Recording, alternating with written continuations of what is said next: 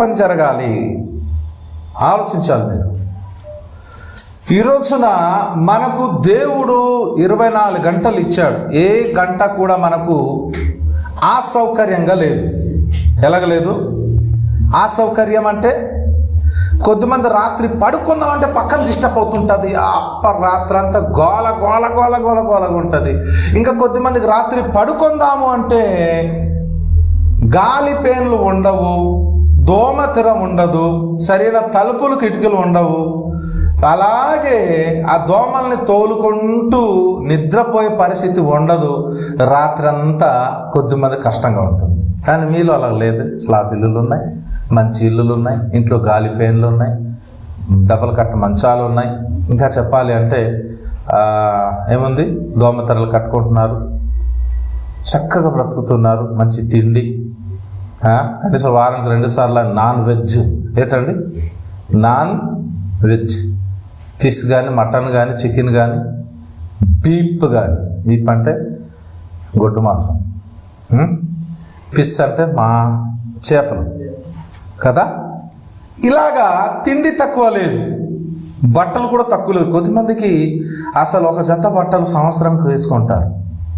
ఆరుతుంటే అంటే మురికవుతుంటే ఉతికి ఆరబెట్టి మళ్ళీ అదే వేసుకుంటుంటారు. మీకు మాత్రం వారానికి 2-3 చీరలు, మగవాళ్ళకి వారానికి 2-3 జతల బట్టలు. ఇంకా చెప్పాలంటే మంచి తిండి, కాస్ట్లీ తిండి, ఏటి తక్కువ లేదు. ఉన్నాయేమన్నా తక్కువగా? మరీ అంత పేదవాళ్ళు కాదు కదా. పేదవాళ్ళు ఎవరు పేదవాళ్ళు అంటే పూట గడవని వాళ్ళు. చెప్పండి, ఎవరు? పూట గడవని వాళ్ళు. పూట గడవని పరిస్థితిలో ఎవరైతే ఉంటూ ఉన్నారో వారిని అంటారు నిరుపేదలు అని. పేదలు నిరుపేదలు అని దేవుని వాక్యములో ఉంది.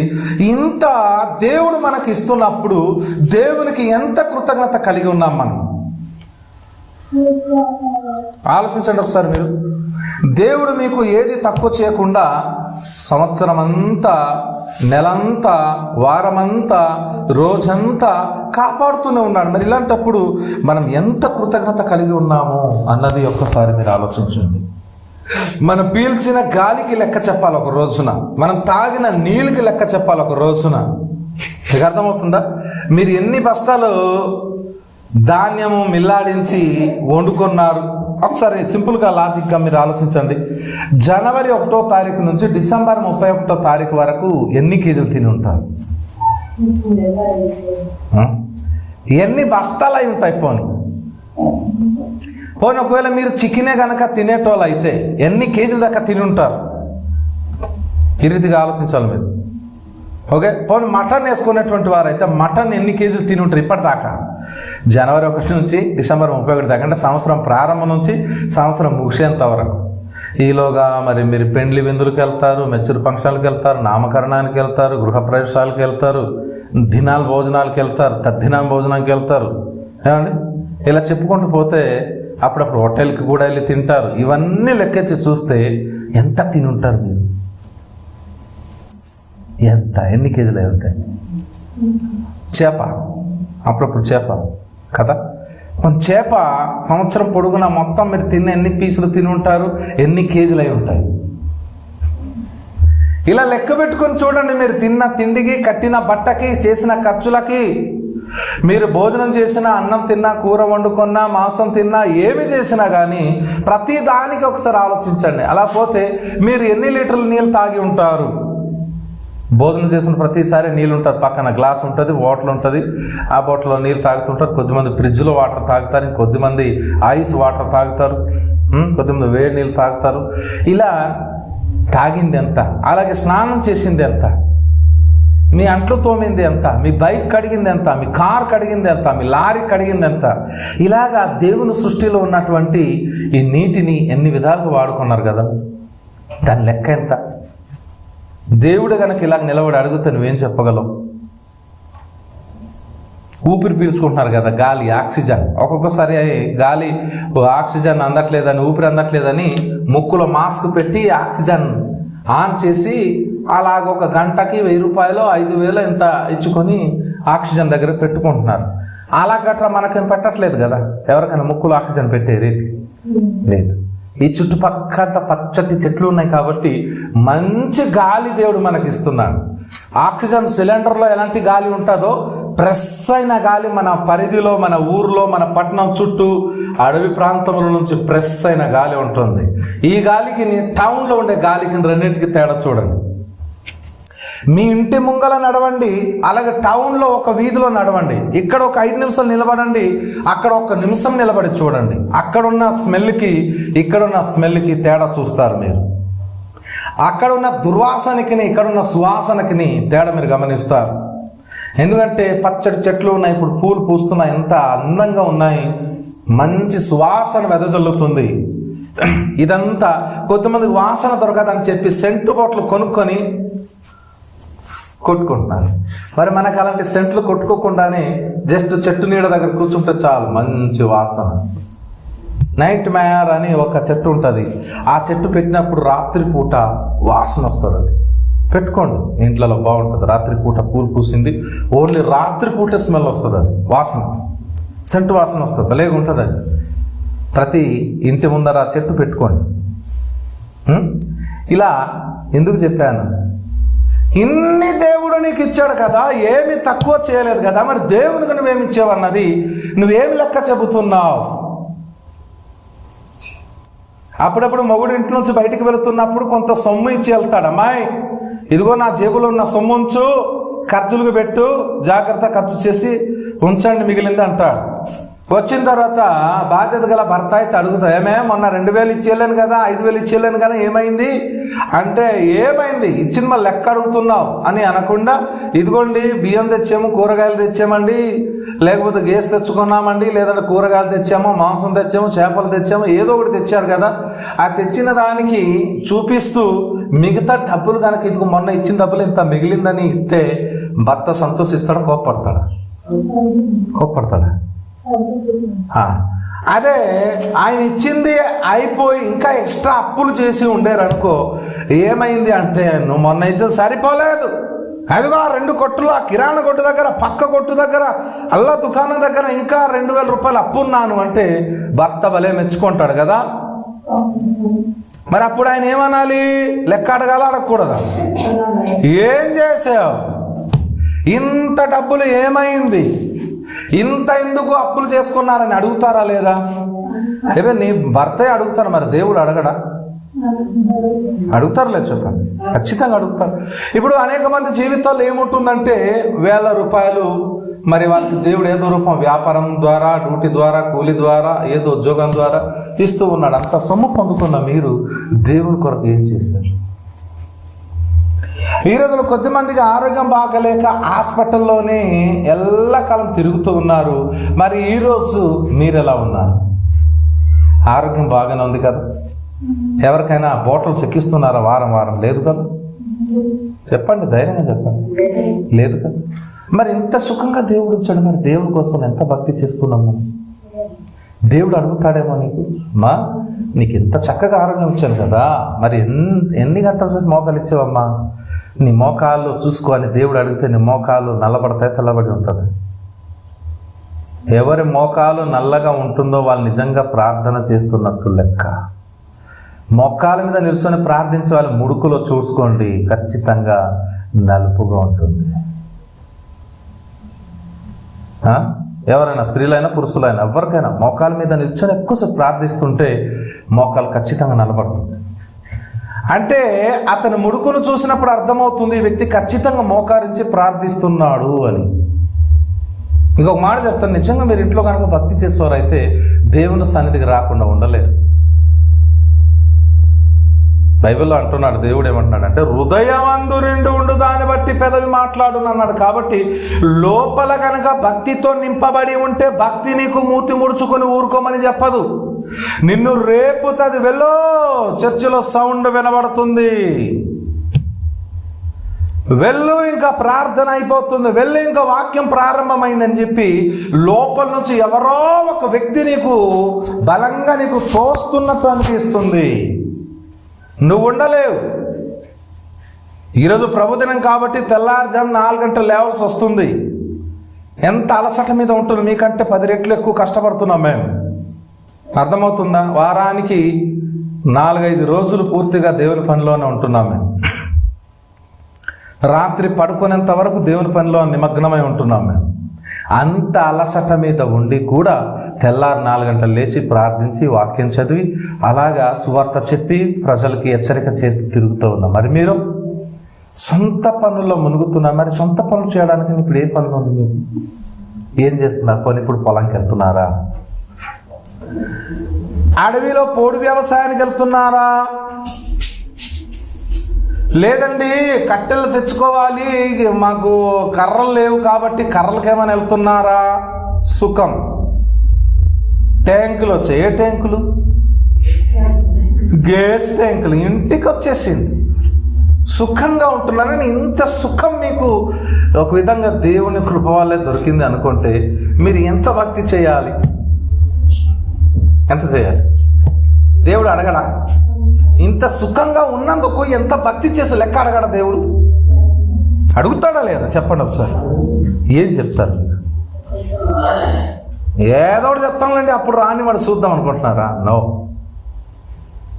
లెక్క ఒప్పజెప్పాలి. ఎవరికి?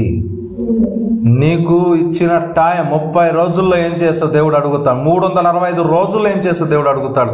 వారానికి 7 దినాలు ఏం చేస్తావు దేవుడు అడుగుతాడు. ఒక రోజుకి 24 గంటలు, 12 గంటలు రాత్రి, 12 గంటలు పగలు ఏం చేస్తావు దేవుడు అడుగుతాడు నీకు. సంవత్సరానికి 52 లేక 54 ఆదివారాలు వస్తున్నాయి. ఎన్ని ఆదివారాలు ఎగ్గగొట్టేవి, ఎన్ని ఆదివారాలు హాజరేవి, అవన్నీ కూడా దేవుడు అడుగుతాడు నీకు. మరలా చెప్తున్నాను, ఆదివారం ఎగగొట్టేటువంటి వాళ్ళని మనస్సాక్షి గద్దించదా? ఇప్పుడు డ్యూటీకి వెళ్తున్న వాళ్ళు చాలామంది, వాళ్ళకి అడగండి ఒకసారి. మీరు అడగండి ఏమని?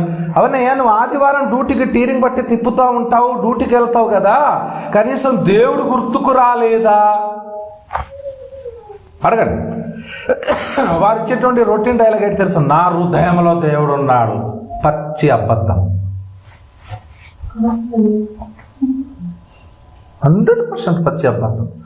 హృదయంలో దేవుడు ఉంటే బండి ఆఫీసు గంట సేపు పోనీ మన చర్చికి రాలేరు. ఎక్కడో 600 కిలోమీటర్ల దూరంలో ఉన్నాడు. పక్కన రోడ్డు వెంబడి చర్చిలు ఎన్నో లేవా? ఉన్నాయా లేవో చెప్పండి. ఏమండి, విశాఖపట్నం నుంచి రాయపూర్ వెళ్ళడానికి దారిలో ఎన్నో పట్టణాలు, ఎన్నో గ్రామాలు ఉన్నాయి. రోడ్డు పక్కన చర్చిలు లేవా? పోనీ నిజంగా పోనీ కనబడలేదు, రోడ్డు పక్కన లేదు, ఒక 1/2 కిలోమీటర్ కొద్ది దూరం ఉంది. ఏం బండి పార్క్ చేసి ఒక గంట సేపు పార్క్ చేసి చర్చిలోకి వెళ్ళి ప్రార్థించి రాలేమా? ఒకసారి అడగండట, మీ వాళ్ళు అలాగేమైనా చేస్తున్నారేమో. దీనికి లెక్క అడగడు దేవుడు. నీకే లెక్క ఉందా? పక్కోడికి 100 రూపాయలు ఇచ్చేవేదు, ఆటో ఎక్కినప్పుడు చిల్లర లేదు. అక్క నాది 500 నోటు ఉంది అక్క, నీ దగ్గర చిల్లర ఉంది కదా ఇచ్చుండక్క, నేను ఇంటికి వెళ్ళకి ఇస్తాను అన్నావు అనుకో. ఇంటికి వెళ్ళక అడుగుతామ్మా, మరి నీకు ఆటో ఛార్జీ కట్టిన 50 రూపాయలు ఇవ్వు, ఉల్లిపాయలు కొంటాను, ఉల్లిపాయల బండి వచ్చింది అంటే ఎప్పుడు ఇచ్చావే నువ్వు 50 రూపాయలు అంటే ఎలా ఉంటుంది? అప్పుడు నువ్వు రుజువు చెప్తావు. అదిగో అక్క ఉండింది, ఆ అమ్మ ఉండింది, ఆ అమ్మాయి ఉండింది, అదిగో ఆ బాబు ఉన్నాడు, చిల్లర లేదంటే నేనే కట్టినాను, మరి 50 రూపాయలు నాకు ఇవ్వాలి కదా అని నువ్వు వాళ్ళకి లెక్క అడుగుతావు. మరి దేవుడికి లెక్కలు ఉండవా? చెప్పండి. ఖచ్చితంగా దేవుడు లెక్క అడుగుతాడు. మరి ఏం చెప్తారు మీరు? రెడీగా ఉన్నారు చెప్పడానికి? లెక్క చెప్పడానికి సిద్ధంగా ఉండాలి. చూడండి ఒకసారి, చూద్దాం బైబిల్లో నుంచి. ఎందుకంటే దేవుడు మీకు ఇంత సుఖకరమైన జీవితం ఇచ్చాడు. ప్రతి ఒక్కరు మనం లెక్క చెప్పవలసినటువంటి వారంగా ఉన్నాం. దేవునికి లెక్క చెప్పాలి. ఎవరికి చెప్పండి అందరు? ఎవరికి? 100 రూపాయలు ఇస్తే 500 ఇస్తే మీరే లెక్క అడుగుతున్నప్పుడు దేవుడు మరి మీకు సంవత్సరం పొడుగునా ఎన్ని లక్షల దాకా ఇస్తున్నాడు, ఎన్ని వేల రూపాయలు ఇస్తూ ఉన్నాడు. మరి లెక్క అడిగినప్పుడు మరి మీరు ఖచ్చితంగా లెక్క చెప్పేటోళ్ళై ఉండాలి. మరి చెప్పడానికి సిద్ధంగా ఉన్నారా లేదా ఒకసారి ఆలోచించండి. ఏమండి, రండి చూద్దాం వాక్యముల నుంచి ఏమన్నాడో చూద్దాం.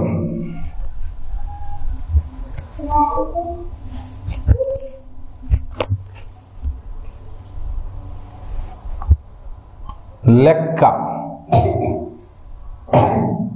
చూడండి. హెబ్రీ పత్రిక 4:13 చదువుతున్నాను, వినండి జాగ్రత్తగా. మరియు ఆయన దృష్టికి కనబడే సృష్టమేది లేదు, మనమెవనికి లెక్క చెప్పవలసి ఉన్నదో ఆ దేవుని కనులకు సమస్త మరుగులేక తేటగా ఉన్నది. ఎలాగుందటమ్మా? ఎలా ఉందట? లెక్క ఎవరికి చెప్పాలో ఆ దేవుని దృష్టికట అన్నీ తేటగా కనబడుతున్నాయి అనే ఆయనకి మనము దాచి పెట్టలేము అని దీని అర్థం. మనం లెక్క చెప్పి తీరాలి.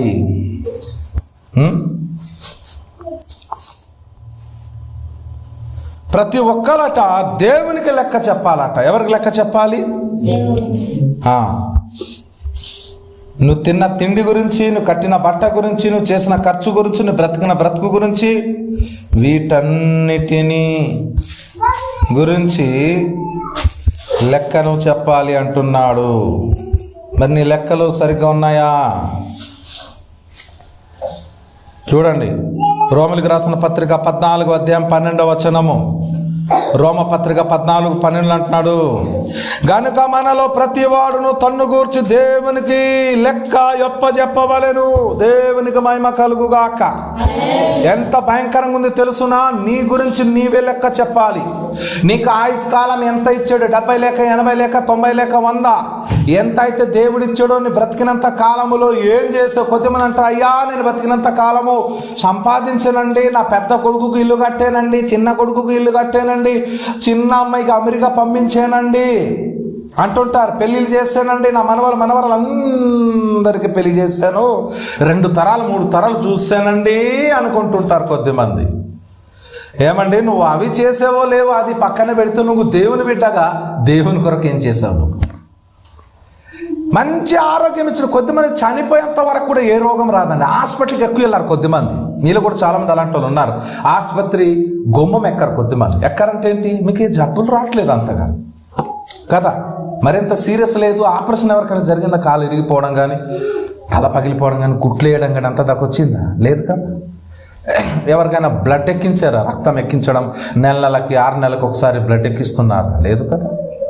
అంత క్లిష్ట పరిస్థితి కూడా మీరు వెళ్ళలేదు కదా. అయితే దీని అర్థం ఏంటంటే దేవుడు మీకు మంచి ఆరోగ్యము ఇచ్చాడు. మీరు ఎప్పుడైనా పక్కింటికి అమ్మాకు 1 కేజీ బియ్యం ఇయ్యమ్మా, ఇంట్లో వంట లేదు, పిల్లలు ఏడుస్తున్నారు అని ఎప్పుడు అడుక్కున్నారు ఏంటి మీరు? ఒకరికి ఇచ్చే చేతులు కానీ అడుక్కొని చేతుల్లో లేరు కదా, అవునా కదా? అక్క కొద్దిగా ఉప్పు ఉంటాయి అక్క, కారం అక్క, ఏం కూర వండినారు, కొద్ది కూర వేయండి అక్క అని అడుక్కునే బతుకులు లేరు కదా. పక్కడు ఎవరిని వెళ్తుంటే అమ్మ కొద్ది భోంచేసి ఇల్లనే పిలుపు ఉందేమో మీ ఇంటికాడ. మరి ఇంత స్థాయి ఉన్న నీవు దేవుని కొరకు ఏం చేశావు? ఆలోచించండి ఒకసారి, బాగా మనసు పెట్టి ఆలోచించండి చెప్పినవన్నీ. కావున ఇక్కడ నీ గురించి దేవునికి నువ్వు లెక్క చెప్పాలి. అనగా నీ కళ్ళు 2 బాగున్నాయి, ఉన్నాయా లేదా? ఒక మసక్కలు ఎవరికైనా ఉందా? ఒక మాట ఉంటుందండి, గుడ్డి కన్నా మెల్ల నయ్యామని. ఎలాగా? గుడ్డి కన్నా నవ్వుతారు, అర్థం కాలేదు. గుడ్డి అసలు కళ్ళే లేకపోవడం కంటే మెల్ల కన్ను ఉండడం మంచిది కదా. మీకు అర్థం కాలేదు, మళ్ళీ చెప్పాలా? ఒకడికి అస్సలు పుట్టుక నుంచి కళ్ళే లేవండి. ఆడేడు చెప్పినా ఏనుగు ఇలాగ ఉంటుంది, మామిడి పండు గుండ్రంగా ఉంటుంది, లేకపోతే గుమ్మడికాయ ఇలాగ, ఓహో ఇలాగుంటుంది, నీ చెయ్యి ఇలాగ చేసి ఇలా తిప్పావనుకో ఆ సైజులో ఉంటుంది అని ఓహో అనుకుంటాడు అతను. ఒకడు కళ్ళు ఉంది కానీ నీకు చూసినట్టు పక్కన ఇలా చూస్తుంటే నీకు చూసినట్టు ఉంటుంది. అంటే ఇలా చూసినా కళ్ళు కనబడుతుంది, అది బెటరా అసలు కళ్ళు లేకపోవడం బెటరా? ఏది బెటర్ చెప్పండి? అసలు కళ్ళు లేకపోవడం మంచిదా, లేకపోతే కళ్ళు ఉండి మెల్ల కళ్ళుగా అంటే పక్కన చూసి కూడా కళ్ళు కనిపిస్తే మంచిదా? అంటే దాని అర్థము గుడ్డి కన్నా మెల్ల నయ్యాం అంటే ఏంటంటే అసలు కన్ను లేకపోవడం కంటే ఏదో జబ్బు కన్నులతో ఉన్నా కూడా మంచిది అని దాని అర్థం. పెద్దలు అన్నారు అన్నమాట, అర్థమవుతుంది నీకు? అలాగన్నట్టుగా మనము సచ్చి నరకానికి పోయే కంటే, ఏమండి, దేవునికి లెక్క చెప్పే విషయంలో తడబాటుట కంటే లెక్క చెప్పడానికి రెడీగా ఉండడం మంచిది. అందుకని దేవుడు ఎవరికి మెల్ల కన్నులు ఇవ్వలేదు. ఉన్నాయి ఎవరికైనా ఒక కళ్ళు కనబడి ఒక కళ్ళు గుడ్డైపోయిందా? కొద్దిమందికి చూడండి, ఒక కళ్ళు ఉంటుంది తెల్లవారిపోయి ఉంటుంది, ఇక్కడ ఒక చిన్న ఏదో అంటారు తెల్లడిది వచ్చేస్తుంది. ఏంటది? ఏటొస్తుంది చెప్పండి? ఏంటి రాదు, ఎప్పుడు చూడలేదు. ఒక కళ్ళు కాయలాగా తెల్లగా ఒకటి వచ్చేస్తుంది, పసుపు కలర్లో బయటకు వచ్చేస్తుంది గుడ్డంతా. మాకు ఎప్పుడు రాలేదండి, వస్తే చూసి చెప్తామండి అన్నట్టుగా ఉన్నారు. నీ కన్నులు 2 తేటగా ఉన్నాయి. ఎవరన్నా చెవిటోళ్ళు ఉన్నారు ఇక్కడ? అసలు అంటే కూడా గట్టిగా అరిస్తే కానీ వినట్లేదు ఎవరైనా. రెండు చెవులు బాగానే ఉన్నాయా? ఎవరికైనా ఊచ చెయ్యి ఉందా ఇలాగా పట్టుకొని తిరిగేటోళ్ళు ఉన్నారు ఎవరైనా? లేదు. పోనీ కాలు కుంటి కాలు అలాగా కుంటుకుంటూ నడుస్తున్నారు ఎవరైనా? లేదు కదా. చెప్పండి. పోనీ ఇక్కడ స్త్రీలు ఉన్నారు ఎక్కువ మంది కాబట్టి మీరు మ్యాక్సిమం ప్రతి ఇంట్లోన పిల్లలు పుట్టినటువంటి వాళ్ళే ఉన్నారు. పోనీ ఎవరైనా గుడ్రాలు తనంతో ఉన్నారా పిల్లలు పుట్టకుండా? లేదు. మరి ఏం తక్కువైంది? అనగా నీ అరికాల నుంచి నడినెత్తి వరకు నీ శరీర భాగములన్నిటిని కూడా దేవుడు సఖ్యంగా పనిచేసినట్టు చేశాడు. కావున నీవన్నిటి గురించి దేవునికి నీవు లెక్క చెప్పాలి. ప్రభా, నా కన్నులు ఉన్నాయి, ఎప్పుడు టీవీ చూస్తుంటే నడడానికి లేదు. నా కన్నులతో దేవుని వాక్యాన్ని చూశాను, దేవుని కార్యాన్ని చూశాను ప్రభువా. నా కన్నులు ఉండి నా కన్నీళ్ళు కార్చడం, నా కన్ను ఉండింది ప్రభా కాటుకు పెట్టుకొని, నా కన్ను ఉండింది ప్రభా కళ్ళతోలు పెట్టుకోవడానికి అనుకోవడానికి లేదు. అర్థమైన నోరు ఉండింది, నోరున్నాయి కొద్దిమందికి, నాలుక కొద్దిమందికి పొడవ అయిపోయి ఉంటుంది. వంకాయ కొద్దిమందికి మూతి వంక మూతి అయిపోయి ఉంటుంది. మీకు ఎవరికైనా వంకర పడిందా మూతి? లేదు కదా. తినకుందా లేదా? ఉంది కదా. నీ నోరు గురించి కూడా నువ్వు లెక్క చెప్పాలి. కొద్దిమందికి పళ్ళు లేవండి. ఒక మనిషికి నేను చూశాను హైదరాబాద్ పట్టణంలో ఒక సెమినార్ క్లాస్కి వెళ్ళినప్పుడు. అక్కడికి అతనికి మొత్తం పళ్ళులు, పై పళ్ళు లేవు, కింది పళ్ళు లేవు. అతనికి అన్నాను, ఏమైందండి పళ్ళు గట్రా ఊడిపోయిందా, ఏమైనా దెబ్బ తగిలిందంటే? అచ్చలేదు, పుట్టుక నుంచి అతనికి పళ్ళు రాలేదట. ఊరు నాయన, ఎంత గొడవ. తర్వాత అతనికి జుత్తు కూడా లేదు, గుండు అయి ఉన్నాడు. ఇదేంటి మీరు అలాగా ఎప్పుడు టోపీ వేసుకొని ఉంటారు? ఎందుకు అంటే ఆయన టోపీ తీసిన తర్వాత ఈ గుండు మొత్తం చర్మమే ఉంది, అక్కడ ఒక చిన్న వెంట్రుక కూడా లేదు అక్కడ. అంటే అన్నం ఏమైందంటే పుట్టుక నుంచి నాకు పళ్ళు లేవు, నాకు జుత్తు లేదు అంటున్నాడు ఆయన. పోనీ మీకు అందరు నెత్తి మీద జుత్తు ఉంది కదా, ఉందా లేదా? పళ్ళులు ఉన్నాయా? ఖచ్చితంగా ఉన్నాయి. కస కరకెత్తున్నాను కదా, ఏది పడితే అది. అనగా దేవుడు మీకు ఏది తక్కువ చేయలేదు. బాగా వినాలి. మీరు అరికాలు మొదలుకొని నడినెత్తి వరకు కూడా మీ శరీర భాగాలన్నిటినీ కూడా సవ్యంగా పనిచేసినట్టు దేవుడు చేశాడు. అనగా దాని అర్థం మీరు సంపూర్ణ ఆరోగ్యవంతులు, మంచి హెల్త్ కలిగిన వారు. మీరు మంచి ఆరోగ్యం ఉంది మీకు. ఇంత ఆరోగ్యం కలిగిన వారు దేవుని కోసం ఎంతగా ముందుకెళ్ళాలి. కానీ ఇంత ఆరోగ్యం ఉంటే మనకు కొవ్వెక్కు అయిపోయి మంచాన ఎక్కి టీవీ చూసుకుంటూ చుట్టాలకి, చుట్టరికానికి, గెస్ట్లకు, లేకపోతే పండగలకి, పబ్బాలకి, ఏమండి ఎక్కడ పడితే అక్కడ వెళ్ళిపోతున్నాం. ఒక సువార్త పనికి వెళ్ళం, పక్కింటి వారికి కూడా చెప్పం, పక్క ఊరికి వెళ్ళం. కానీ కాలు చేతు లేనటువంటి వాళ్ళు, ఒక కన్నుండి ఒక కన్ను లేనటువంటి వారు, మూతి వంకర అయిపోయినటువంటి వాళ్ళు కూడా ఇంత సువార్త చెప్పడానికి 4 దిక్కులు తిరుగుతూ ఉన్నారు. జాగ్రత్త సుమా. ఈరోజు మీకు చెప్తున్న హెచ్చరిక ఏంటంటే, మీకు దేవుడు లెక్క అడుగుతాడు ఖచ్చితంగా. కొద్దిమంది డబ్బులు తెచ్చిన వల్ల బ్యాంకులు పెడుతున్నారు లేదా? కొద్దిమంది లేదండి మా అబ్బాయి పెళ్ళికి, మా అమ్మాయి పెళ్ళికి, మా ఇల్లు కట్టడానికి, మా స్లాబ్ వేయడానికి, లేకపోతే బైక్ కొనడానికి అని చెప్పి జమ చేస్తూ ఉన్నారు. సొమ్ము జమ చేసుకోవడం మంచిదే. కానీ ఇంత సొమ్ము వచ్చినప్పుడు ఎంత సొమ్ము ప్రభు కొరకు నువ్వు ఇస్తున్నావు? దేవుడు లెక్క అడగడా? నీ చేతులారా కష్టపడుతున్నావు, ఎంతో సంపాదిస్తున్నావు కదా, నీ సంపాదన గురించి దేవుడు లెక్క అడుగుతాడు. దేవుడు నీకు ఆరోగ్యం ఇచ్చి ఉండకపోతే నువ్వు సంపాదించవలసిందా? ఆలోచించండి ఒకసారి.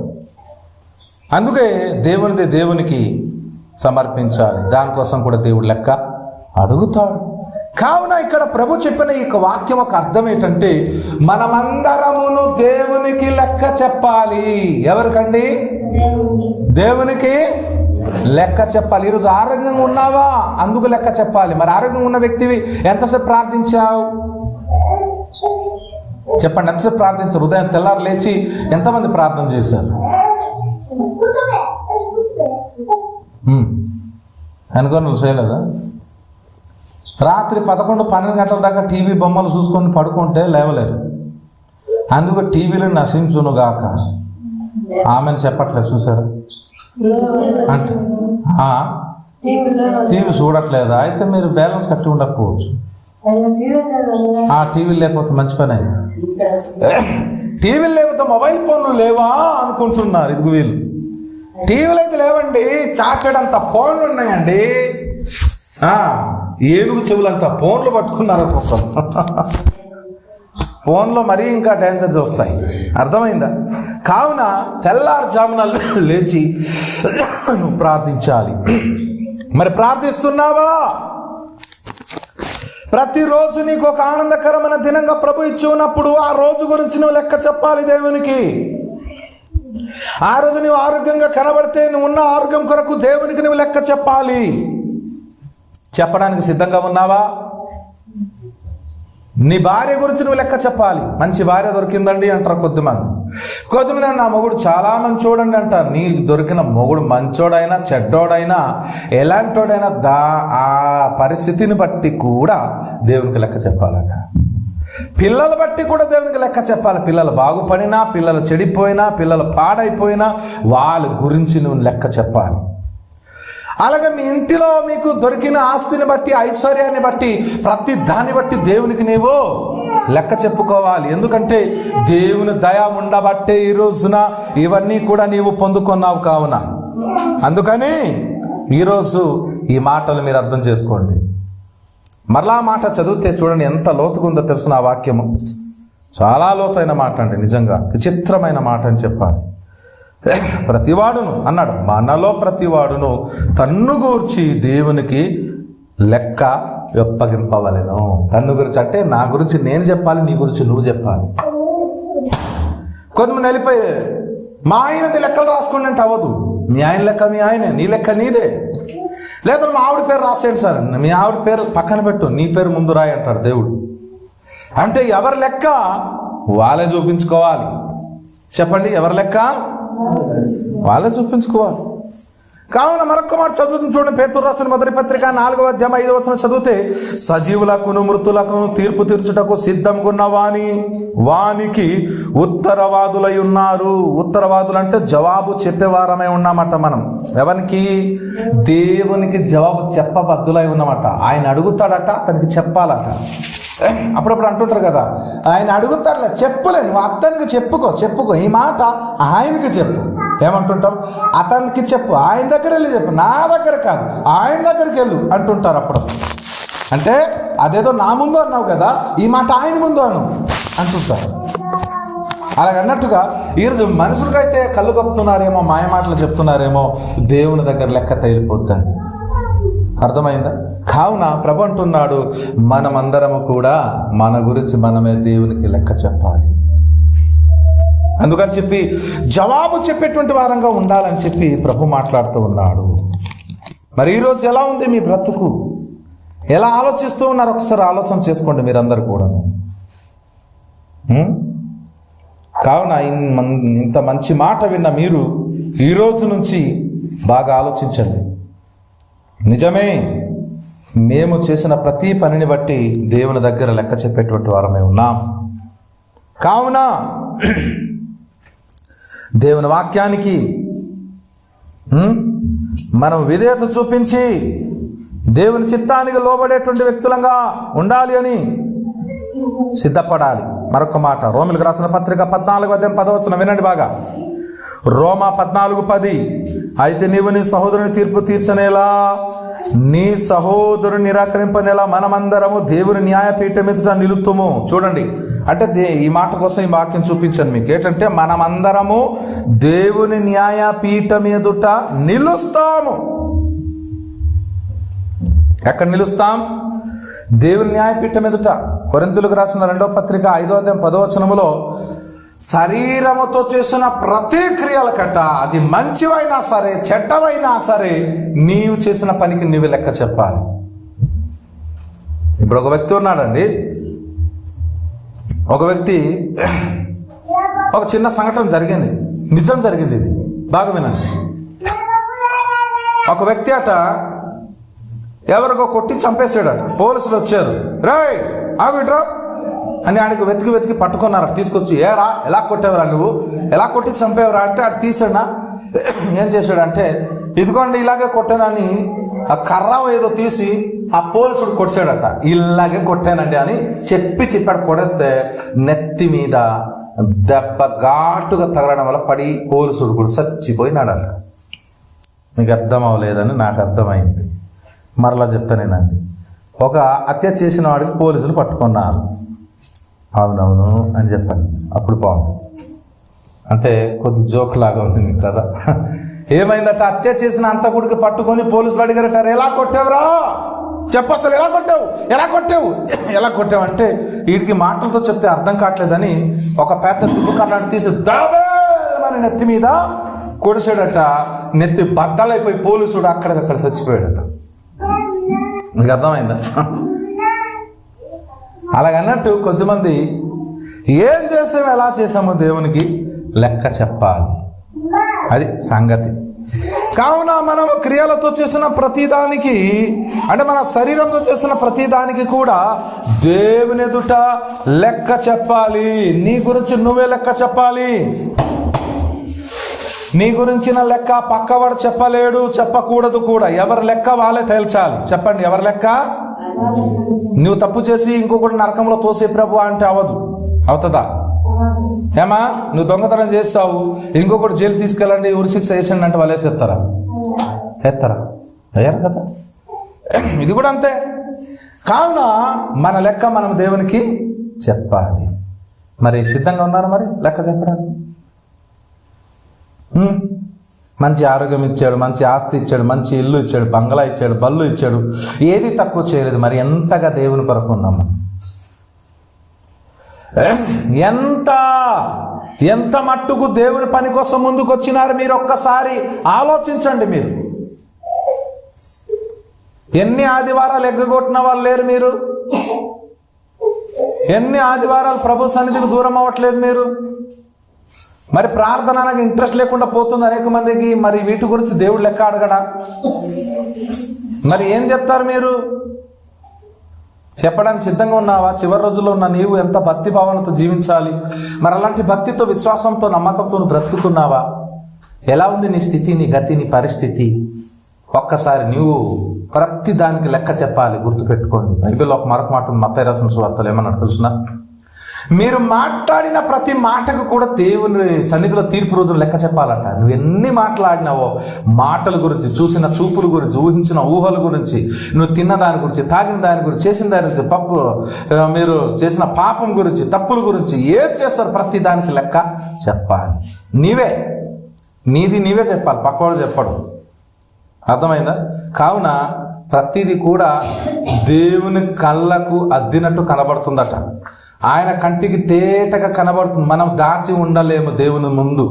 కావున అందరూ కూడా ఒక్కసారి తీర్మానం చేసుకోండి, నిజమే ప్రభువా, మాకు మంచి లైఫ్ ఇచ్చావు, మంచి బ్రతుకు ఇచ్చావు, దాని గురించి నువ్వు లెక్క అడిగినప్పుడు మేము సరైన లెక్క చెప్పాలి. కాబట్టి అలాంటి కృపాభాగ్యం మాకు దయచేయమని చెప్పి అందరూ కూడా తలలు వంచి ఈ యొక్క సమయంలో మోకాల మీద నిలుచొని ఒక్కసారి అడుగుదామా? ప్రభువా, నీవు ఇచ్చిన జీవితం, నీవు ఇచ్చిన ఆయుస్సు, నీవు ఇచ్చినటువంటి భాగ్యం ప్రభువా, మేమందరము కూడా నీకు లెక్క చెప్పేటువంటి వారంగా ఉండాలని నీ వాక్యం ద్వారా నువ్వు తెలియజేశావు. అందును బట్టి నీ కృతజ్ఞతలని చెప్పి ప్రతి ఒక్కరు కూడా ప్రార్థన పూర్వకంగా ప్రభువుని అడుగుదాం. ప్రభు సన్నిధిలో ప్రార్థిద్దాం. మోకలేయండి, తలలు వంచండి, ప్రార్థిద్దామండి. ప్రభు మనకు జవాబిచ్చి వాడై ఉన్నాడు. ప్రతి ఒక్కరు ప్రార్థించండి. ప్రభువా నాయన, నా గురించి నేనే నీకు లెక్క చెప్పాలి. నేను ఎలా ఉన్నానో, ఎటువంటి ఆధ్యాత్మిక కోణంలో జీవిస్తున్నానా, లోకానుసారంగా ఉన్నానా, భక్తిలో ఉన్నానా, విరక్తిలో ఉన్నానా, విశ్వాసిగా ఉన్నానా, అవిశ్వాసిగా ఉన్నానా, ఎలా ఉన్నాను నేను, నా గురించి నేనే నా దేవునికి లెక్క చెప్పాలని చెప్పి ప్రతి ఒక్కరు కూడా ఉన్న పొలంగా మోకాల మీద నిలుచొని ప్రభుని అడగండి. ప్రతి ఒక్కరు ప్రార్థన పూర్వకంగా మీ జీవితాలు సరి చేసుకోండి, బ్రతుకులు దిద్దుకోండి. దేవుడు లెక్క అడగబోతున్నాడు. మనమందరమును దేవుని సన్నిధిలో దేవునికి లెక్క చెప్పవలసిన వారమై ఉన్నాం. జాగ్రత్త. లెక్క చెప్పడానికి సిద్ధపడ్డావా లేవా? నీ లెక్కలు సరి చూసుకో. తలలు వంచు, ప్రార్థన చేసి లెక్క చూసుకో.